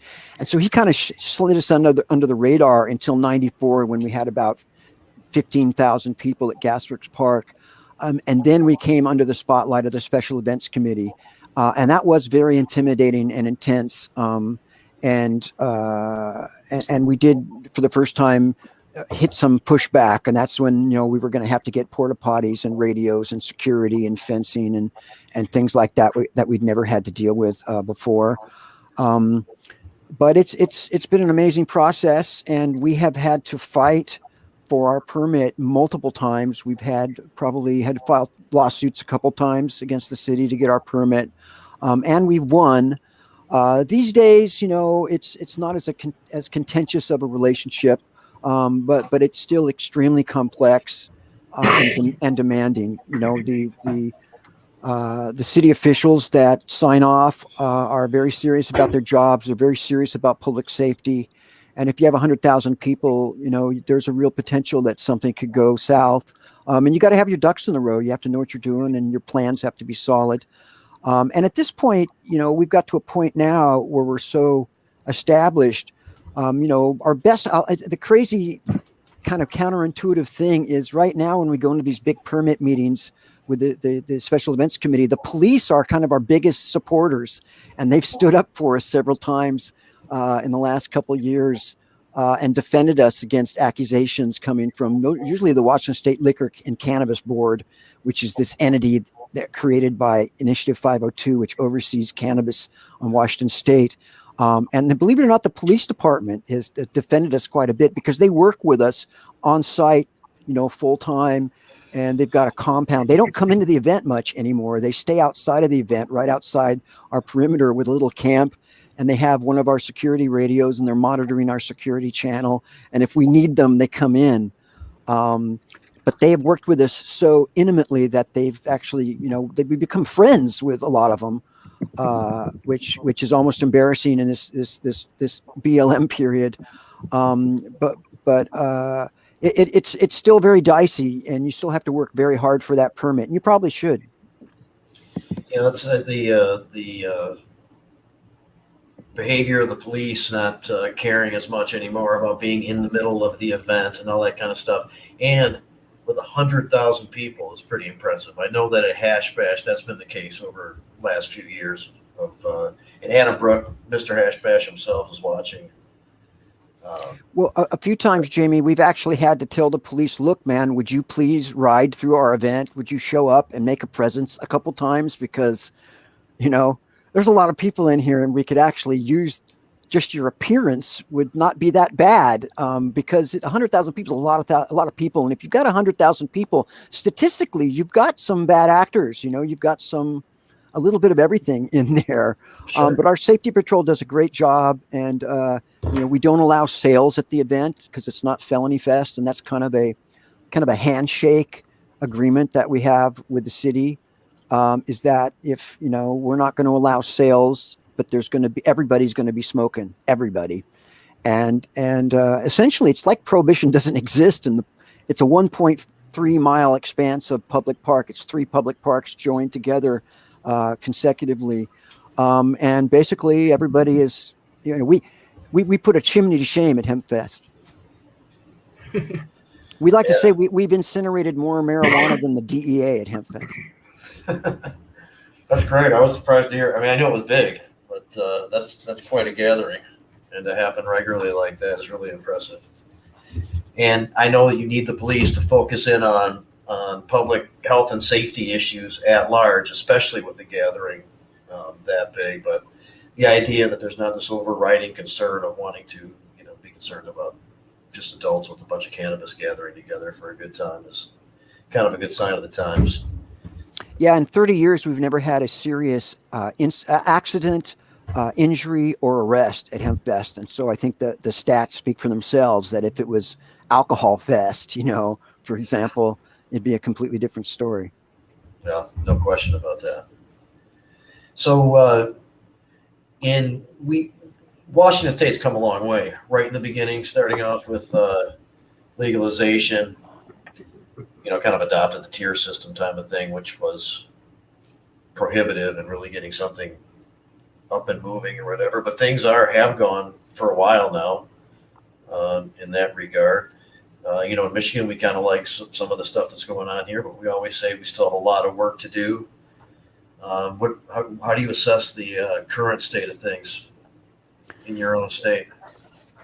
Well, to be honest, we're very dissatisfied. Well, those of us in the cannabis reform community, and especially the medical marijuana community, are very dissatisfied with the status quo here in Washington State.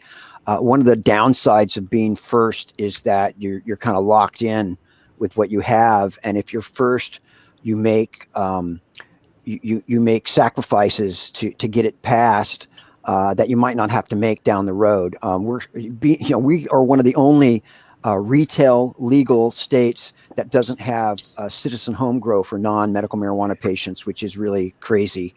I really connect with what Brandy said about contaminants, because we don't have mandatory testing for heavy metals or pesticides or fungicides in Washington State, and that's a really important issue that we're very concerned about.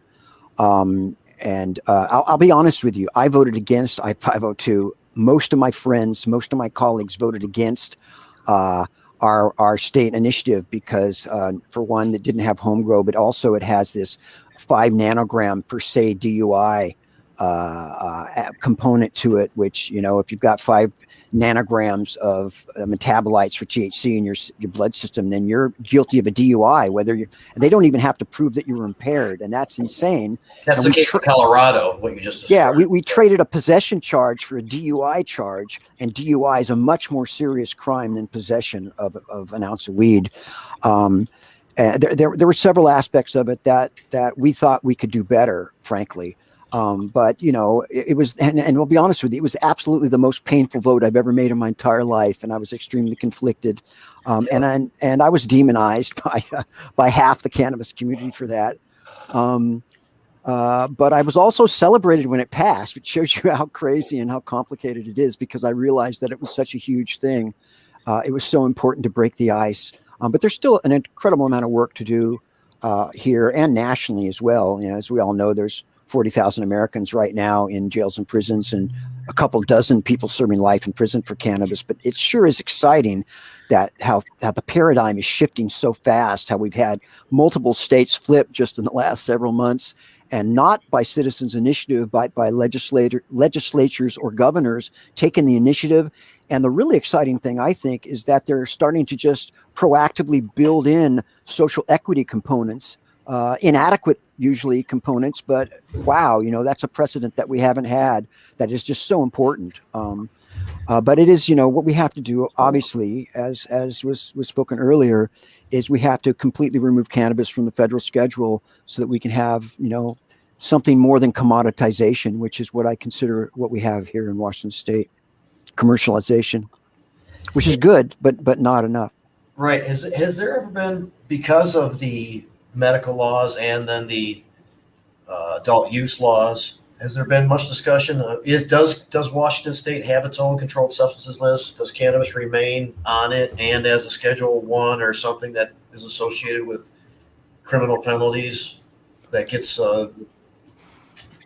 You know, I that's an interesting question. What I do know is that we just had our drug possession law invalidated by a court challenge, and all drugs for the last maybe 4 or 5 months have been legal to possess in Washington State for the first time, and our legislature just changed that just recently, making all drug possession a misdemeanor offense, a misdemeanor crime.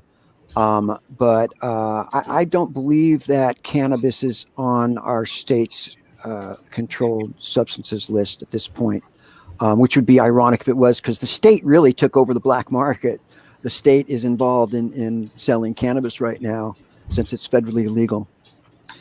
Be interesting. A lot of people are surprised when they hear that that's the case in Michigan, in spite of all the other law changes that have taken place since 1978, when that particular act was the presiding law. So we've been in conflict with it for a long time, but it hasn't been resolved. You know, another thing I'll point out that I think is notable is that it seems like cannabis has transcended partisan politics finally, and it's not really a partisan issue that you hear much about. I know what I mean by that is that the Republicans don't seem to be aggressively, they might be blocking legislation, but not aggressively bringing it up as an issue and presenting, you know, laws. It seems like I feel like we're reaching close to a critical mass to end this critical mess of prohibition. Yes, and I think so. That's what the point is. Like, we've come so far, but we still have that you know, that work to do, and there's still a ways to go before things are where we're going to be satisfied. And I understand why you did not vote for that law. You know, in Ohio, there was the oligopoly attempt that was blatant. The people of Ohio want legalization, but they didn't want that because we The can responsible Ohio movement, yeah. They tried Yeah. that stuff in Michigan too, and we said no, we could do better than that. And the whole argument's always, the incremental change. The ability for somebody who's an adult to go to a store and get cannabis, not to look over their shoulder. Who cares who's making the money? But there's a lot of stuff that goes into that, and we care about a lot of those components. Arizona rejected their first legalization effort too for the same reason. And what we knew is with something like a DUI provision, what politicians are going to want to come forward to loosen up the DUI provision, right? I mean, who's going to do that? Because there's one accident happens, somebody dies, and he doesn't get elected again. So we knew that something like that, once you're stuck with it, man, it's really, really hard to change it. And getting a green DUI is a life wrecker for some people. So in Michigan, there was and by the way, in the meantime, Jim Salame and John Schlicker have joined us, and we'll be in on the conversation a little bit. In Michigan, I think starting a couple of years ago, I was under the Schneider administration, and one of the then either representatives or senators, Lucido, who's now a prosecutor in Macomb County, Republican, helped to get a group and panel to determine what the limit should be for driving. And I believe it was tasked with determining what it should be. I think that was some of the initial controversial wording. To determine the nanogram limit was their mission. We don't even know if we need it, but they're going to determine what they're going to assume that we need it, and then what the number is. But anyway, that ultimately they determine that you can't determine what number fits any given person at a given time that could then demonstrate that they are in use of cannabis or whatever It should be a performance-based field test, an impairment-based field test of some kind. And in order to start that investigation, the person has to be giving reason to continue that investigation, like driving over the middle line or going too fast, or those things that alert the cop that something might be needed to be looked into a little bit more. So that's the way it is here now. There was just a bill introduced though for a 5 nanogram limit, even after that panel, even after all this stuff. They really want it. They'll try anything.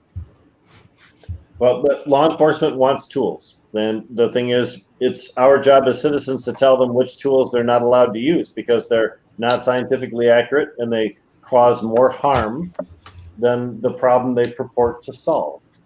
And with cannabis and driving, there really is no problem for them to solve.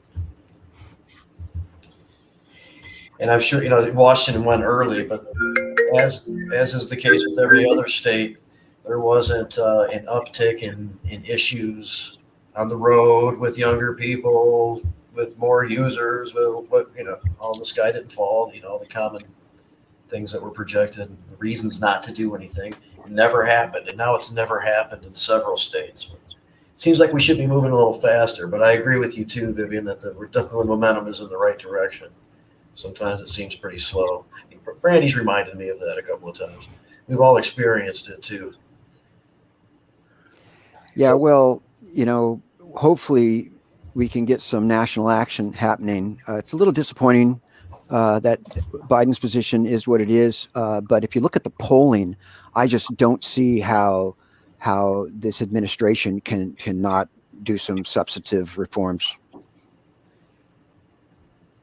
All the people all around him in the legislature, Blumenauer, Cory Booker, Schumer and company believe that they can get him to lean the right way if they can set him up properly with him. So hope that they are able to achieve something reasonable. Sometimes what presidents need is someone else to do all the work, and they can say, well, I'm going to sign it, but I really don't endorse it. And that's really what would happen. If there were legislation to emerge from the House and Senate, voted on and approved by both houses, and it hit his desk, he would be a fool to veto it. He'd be better off to just sign it and say, this is Chuck Schumer's accomplishment, yay, Chuck. And we'd be happy with that as long as it's good legislation. This is concerning Vivian here.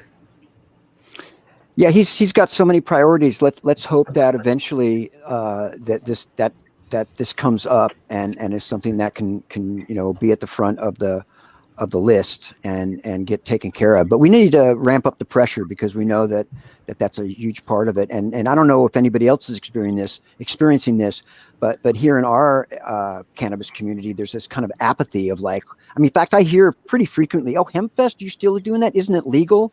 And I bristle at that. And I go, I'll tell you what, why don't you drive to the Idaho border, take 5 steps across the border and light up a joint and tell me how legal cannabis feels. Or tell me how legal it feels to all the people in jails and prisons, or the people that have a car behind them right now having their kids taken away. So, there's kind of this sense of well, we've achieved it. We can kick back, and because I can go get an ounce of pot from a rec store and drive away without having to look in my rearview mirror. So we're just finding that there's certainly not the funding available for reform efforts anymore. Everybody wants to get involved in the industry now, and that's where all the money's going, which we're finding to be pretty disturbing. But there's also just kind of an apathy as far as just getting energy up and getting people to come forward to take place because it feels so tolerant locally. I don't know if anybody else is experiencing that. Oh, lag in advocacy? Yes, we here in Michigan hear all the time. It's legal. Why do you want me to join Americans for Safe Access? Why do you want me to join NORML of Michigan? Mission accomplished, right? And then we have to break their heart by saying no. Yeah. So let's it's a great problem to have. Great problem to have. Sorry. Right on. We have reduced a lot of action and enforcement toward cannabis in Michigan via a lot of the new laws and stuff, but we still deal with a lot of those issues that you just talked about, even and now. So there's a lot of work to do, and we would definitely get a lot of help if we had a lot of angles on this, including the some national direction. Well, yeah, it's still a felony to have over an ounce of pot here in Washington State, and that's not satisfactory, if you ask me. No, it's not. Still a felony for possession, for mere possession, no transfer. That's wrong. Well, Vivian, I often say the states are all crucibles of democracy. Each one can concoct their own individual legalization program. And then the beauty of America is that we can select the pieces of those programs that work best and then work them into our system. And then in that way, refine our program by letting someone else be the proof statement for it.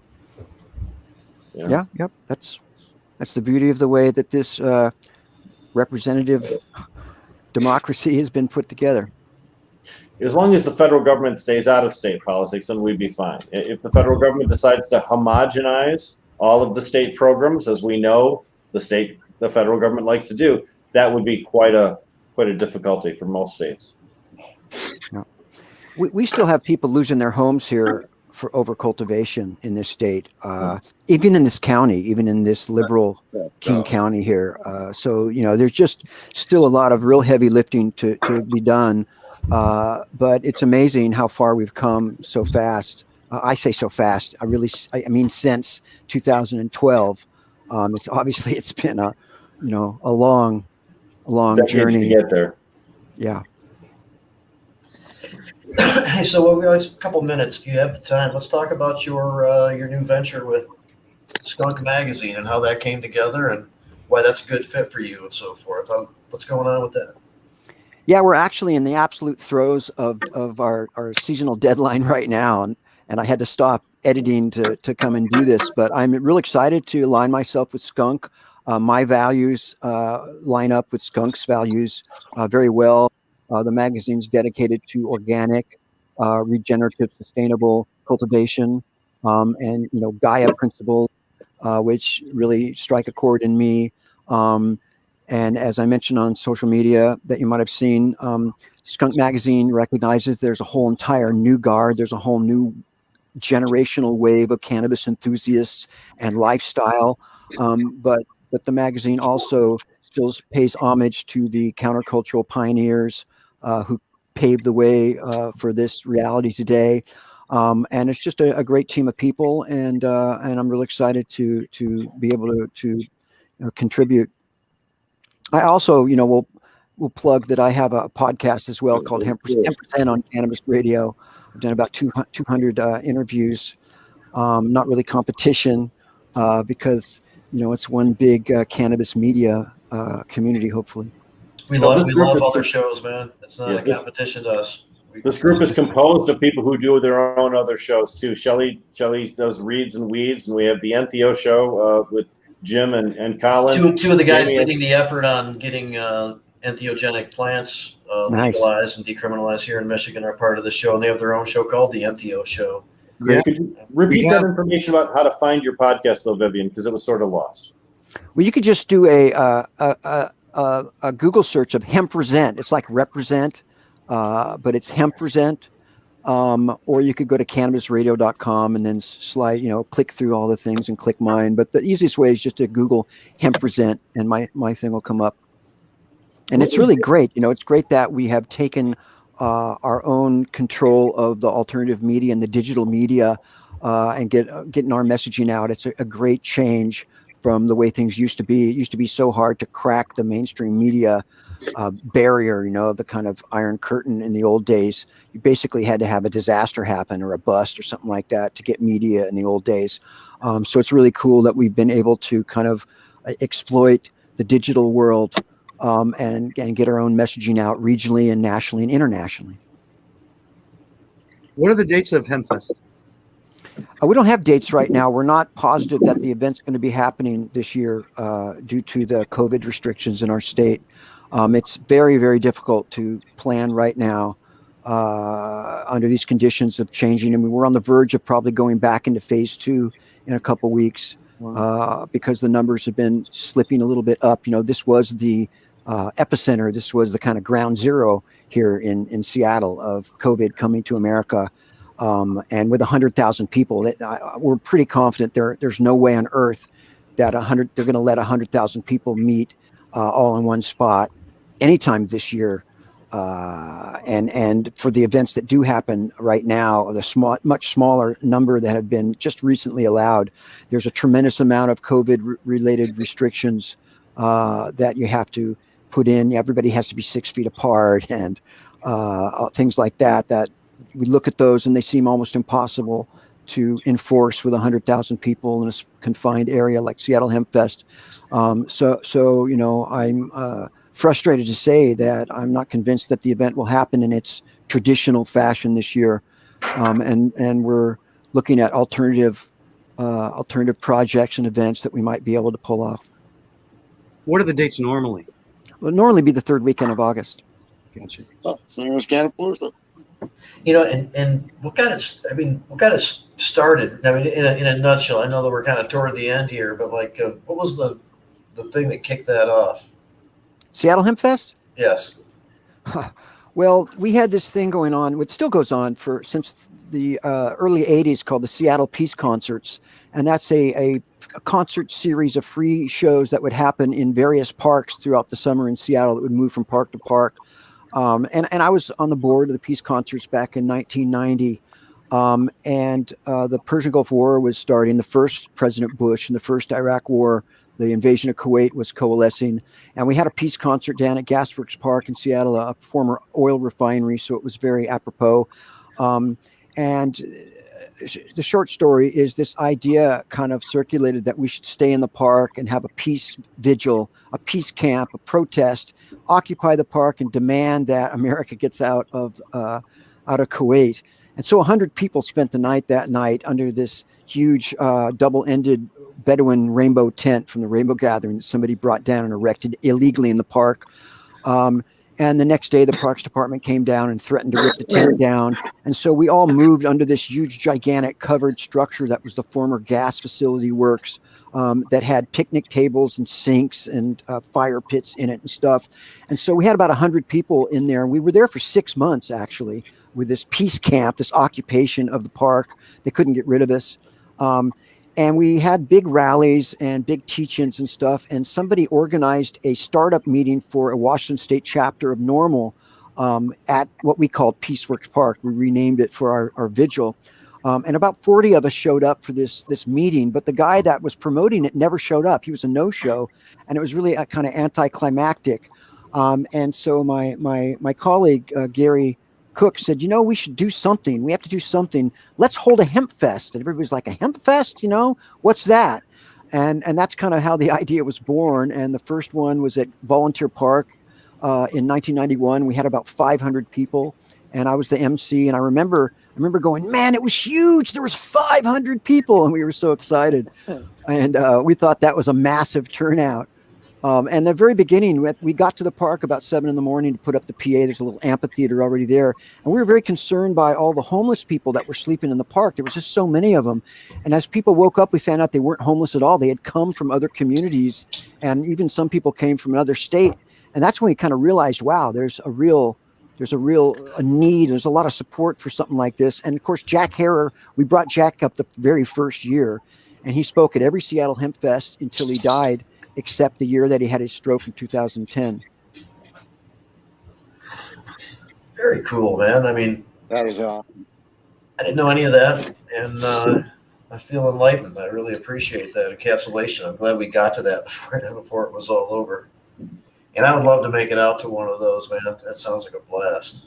Yeah, me too. We're trying to hang in here, man. It's been rough. The last year and a half has economically been devastating for us. And we just lost our store and offices. We had a hemp boutique and offices in Lake City here outside of Seattle. And we lost that about 3 months ago. It was closed for 6 months due to COVID restrictions. It's been tough, but it's not just us. It's tough on everybody. Well, So certainly, go ahead, Jimmy. no, go ahead, Rick. I Sorry. was just going to say best wishes for the fest.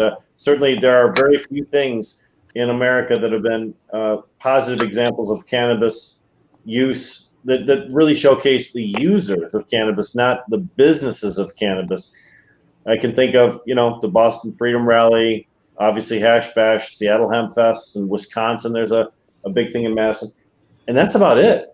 There's very few. So thanks so much for all your decades of work making sure that people had a positive image of cannabis in America.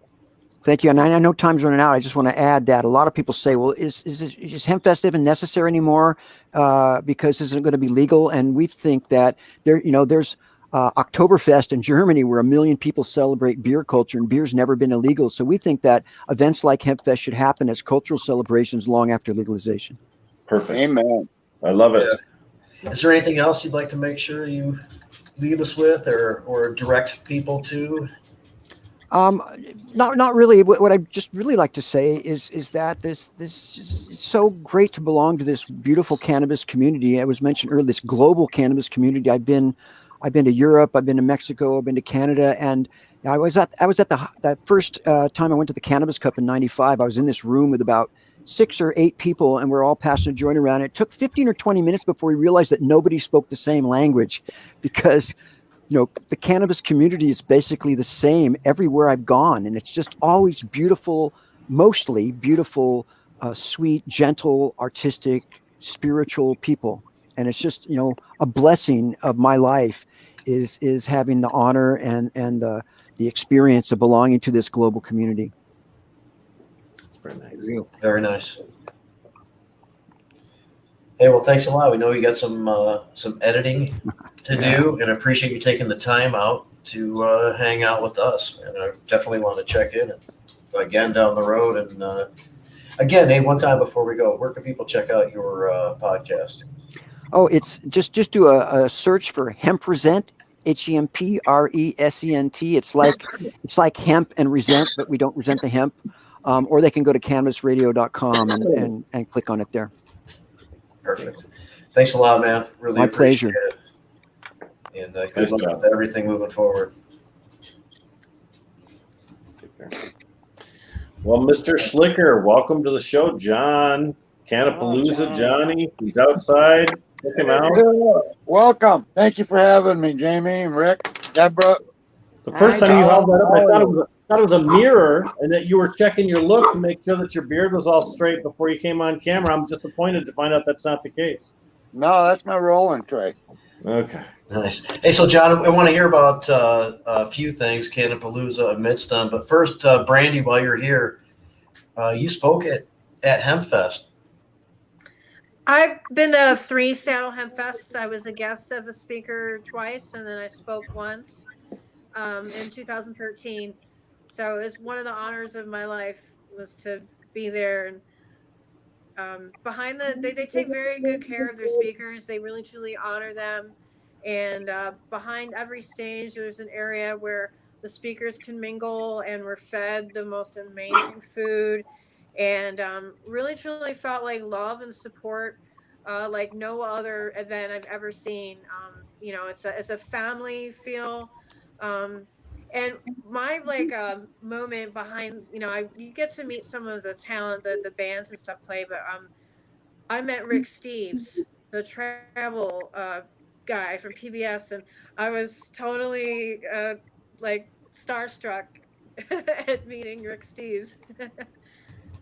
Very He cool. came to And Michigan. now the executive He did. director of Normal, correct? Yeah, and he came to help out the legalization effort in Michigan, and it's kind of cool that somebody with his reach and passion for this would take on that role to help perpetuate this movement.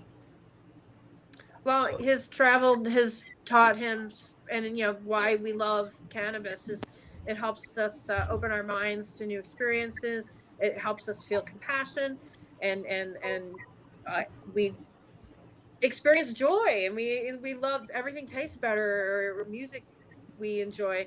So all of that with the travel, but him being able to represent in a way that mainstream America knows, or the world knows, that cannabis is a plant that can be enjoyed responsibly. Yeah, I think cannabis is good. Cannabis Really? is good. Cannabis is We should good. debate. What do the people listening think? Are we voting? Is cannabis good? Why would we? Cannabis is great. Yeah. Cannabis John saves has a lives. different take on Cannabis the other good. thing entirely. It sounds John has like. an entirely different take than the rest of I us. vote think one not. bag up. Yeah, so that's my upvote. One sack up. I heard somebody hit a bong. That's Brandy. Good job. That's the ultimate yes vote when you're bonging it. Hey John, let's hear about Cannapalooza, man. I know it's going to go Yes. down. It is. It's coming up this summer. This summer, we've got some private property in the Bentley area, just outside of Standish, 5 minutes off I-75, exit 190. Go west and follow the Flying Hippie, and you'll find us. We are sponsored this year by Camorran Law and Jazz Cabbage Radio. And yeah, I want to give you a great big huge shout out. What kind of music are you going to have us here, John? Cannapalooza always has great tunes. Yes, we do. We've got a variety this year. Some good old classic rock and roll, a little bit of bluesy music, a lot of good cannabis, uplifting music. I don't have the list in front of me, and I didn't prepare to have it. And of course, my mind don't do well with trying to remember the names of all of them. We have Nuke in the night shift as our headliner for Saturday night. Nuke played with the Detroit Wheels for many years. Oh, wow. And he's now with some of our local boys from up here, Braden Morris and his brothers, who were at our very first Cannapalooza when Northeast Michigan Normal was our sponsors. And was that the top floor of the senior center in Lincoln? yes, it was. Yep. Yeah. And if y'all might, Jamie and Rick, Debra, I know you probably recall a young guitarist that was just fabulous. Oh yeah, he was great. He is playing this. It's his band. This is Nuke in the Oh, Night. stop! Oh, that's gonna be great, everybody. This is gonna be great. Saturday night. It's the same band that Joey was playing drums with, and Joey Buckner. that He was was incredible. my brother's, Yeah. or used to work He with put my on a brother's show. brothers. Yeah. Every year Cannapalooza gets better and bigger and better. It's just my favorite event ever. Debra, you always Love it. say that. And I don't know if you're just trying to make my head swell, but that's No, not 'cause quite you know it's working, but I true, am though. proud to hear that. It's so chill and so much fun, and it's just the best. And John, It are is. you encouraging people to be safe, or are you encouraging people to be unsafe at this event? It's going to be a No, mass we are- orgy, Jamie. Everybody's going to be rubbing out their There's COVID a all over mass everybody orgy. else. Yeah, Unsafe is more fun. We'll have free masks if anybody wants one. I'm not going to enforce that they wear one. I do ask that people try to obey by the COVID limitations, if you will, at that time.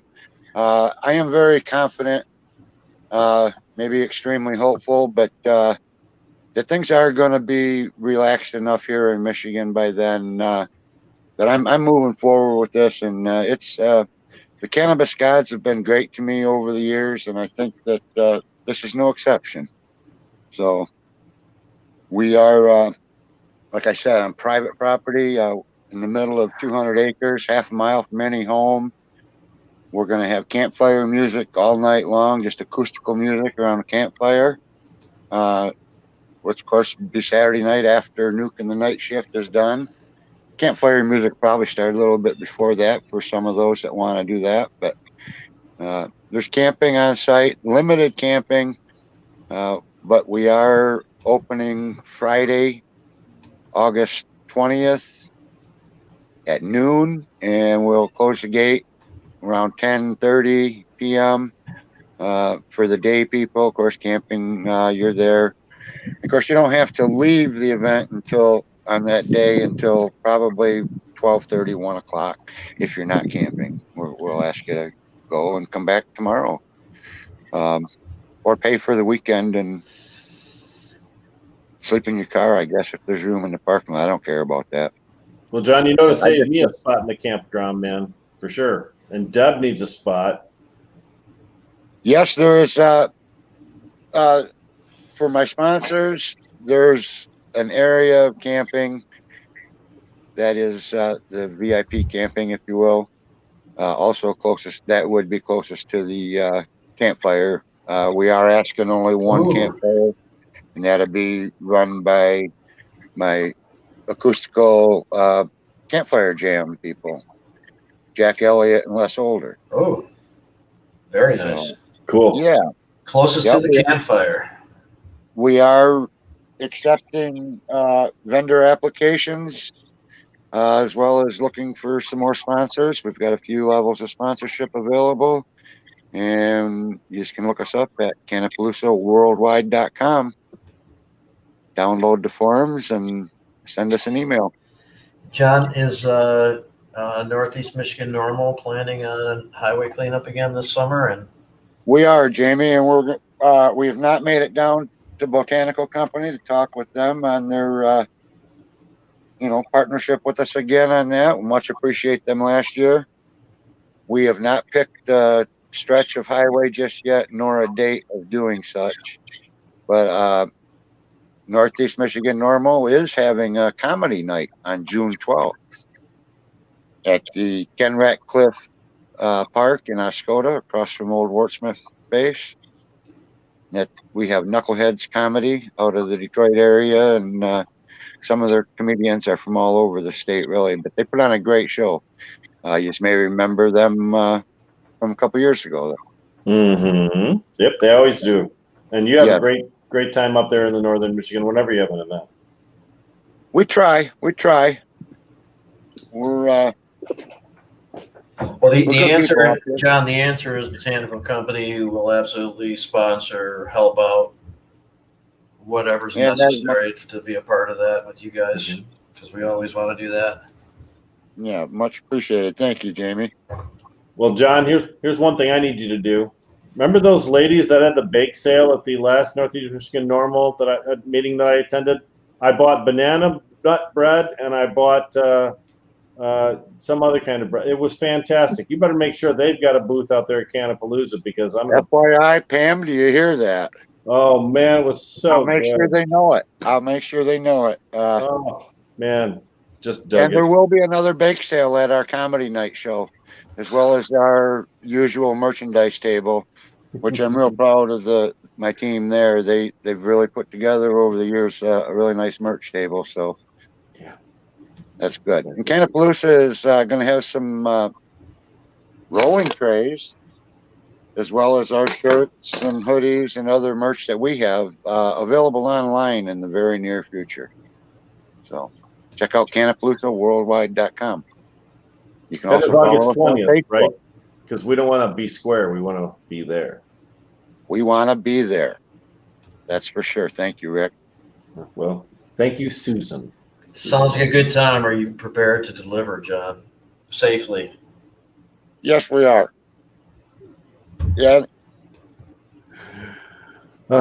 So, music, campfires, lots of vendors, a private area where people can come. That sounds exactly like what people have been waiting for all year long. For a year and a half. I'm really sad that we had to cancel last year, but I do believe it was the right thing to do. And, this year, I think things are going to be bigger and much better. As Debra commented, bigger and better every year.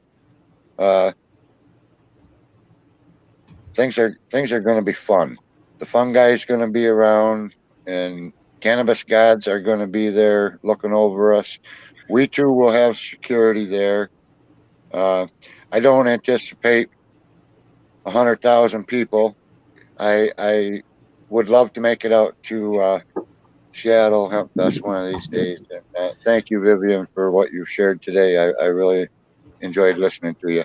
I think we're slowly organizing a road trip for when the world becomes better. I did a road trip to Colorado, and it was long. Jazz Cabbage road trip.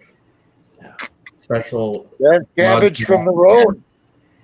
That's right. Road cabbage. Yeah. I love it. Oh, that's gross. Tasty. Anyway.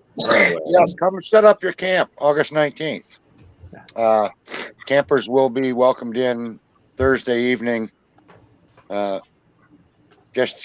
I encourage them to come Thursday evening, as I encourage our vendors also be in there Thursday evening, so that it'll minimize the traffic in to the middle of the property, and then they're set up and ready to go when the general public is starting to come in at noon on Friday. Can't wait.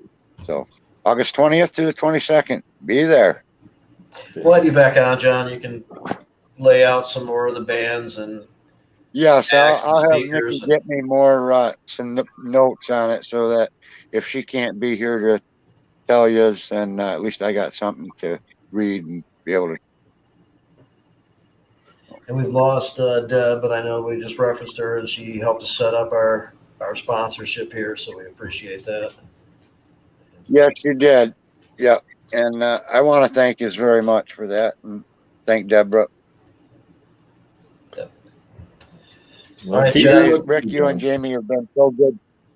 Been very good to myself and the chapter up here, as well as to Cannapalooza. I'm very thankful for you. We all up here are very thankful for you. I know many people all over the cannabis community. We love you and appreciate you. Have you ever heard anything say anything bad about me and or Rick?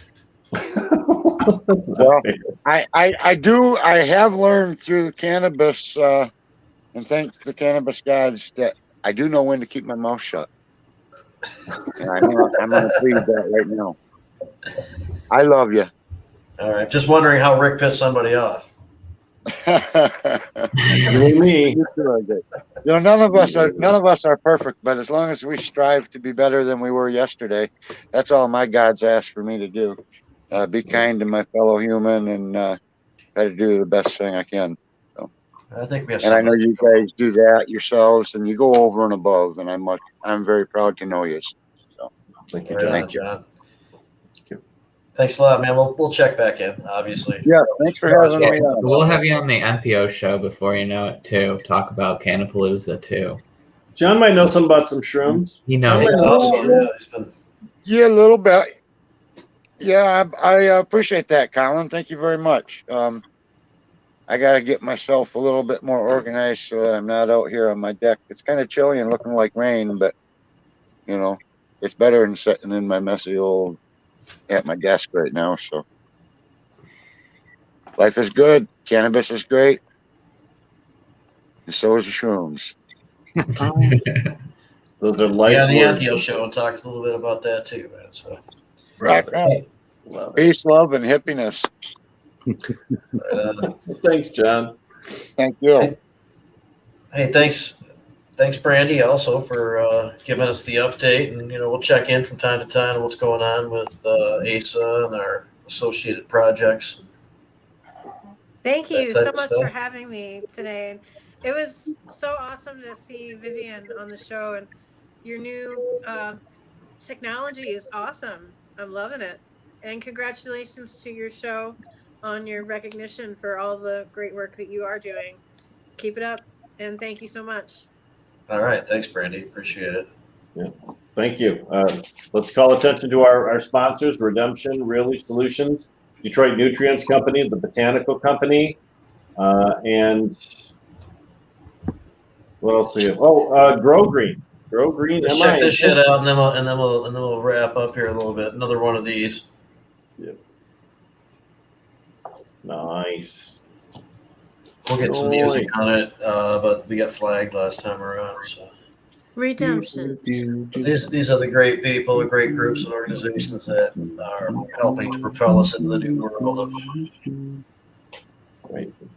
We should just have Jeopardy music available anytime.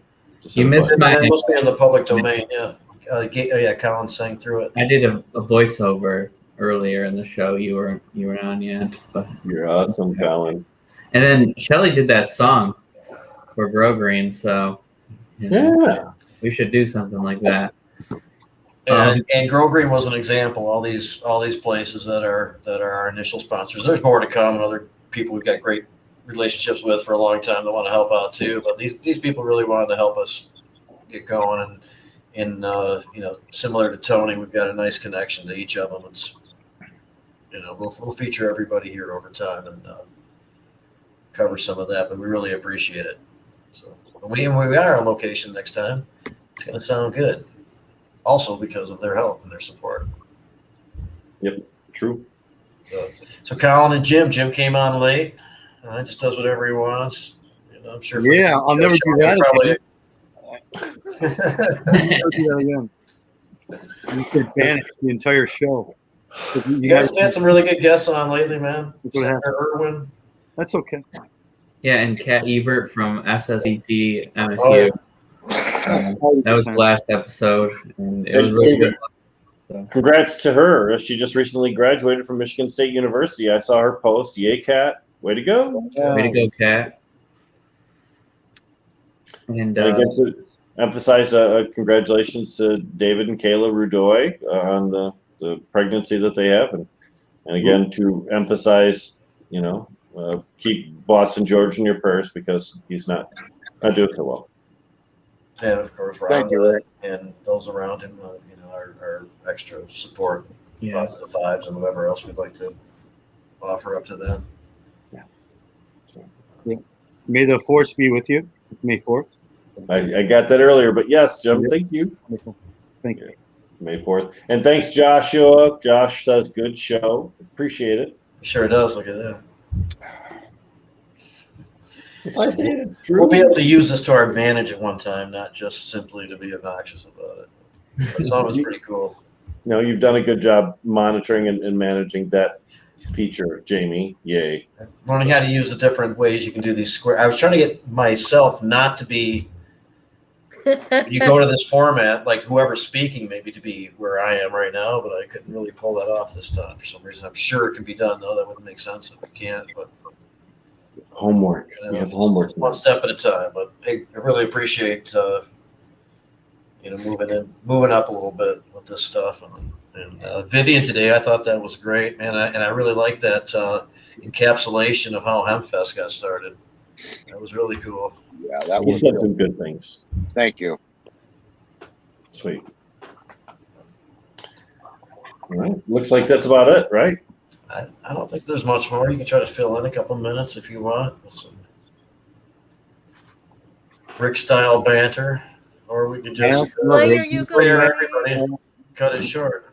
Rick style banter. I have a style now. Style named after me. We could exit with the intro, but eventually we'll have probably something a little bit different, some credits and stuff like that. We're growing all the time. Shout out to Hash Lovers of America. All right. Yeah, And all the other great shows. We have a couple seconds here. Well, yeah. Mondays, 420 Post, Reeds and Weeds, Entheo Show, Smoke and Rope, Planting Green Trees, Medical Mondays. Go around the circle again. Entheo Show. There you go. My Cannacast. Oh, I forgot about that. Yay to There's other Brandy and fucking cool ones too out there, man. The family's getting bigger, and Vivian said no competition. We just like getting the information around and discussions. And my CIA's got a good podcast. Yeah. Sure. And we're going to have Ida and Jay on here too and discuss that before too long. I've talked to them about that. Let's check out this outro and say goodbye, everybody. Thank you. Another great show. Thank Better all you. the time. Thanks Thanks for everybody. having me. Thank you.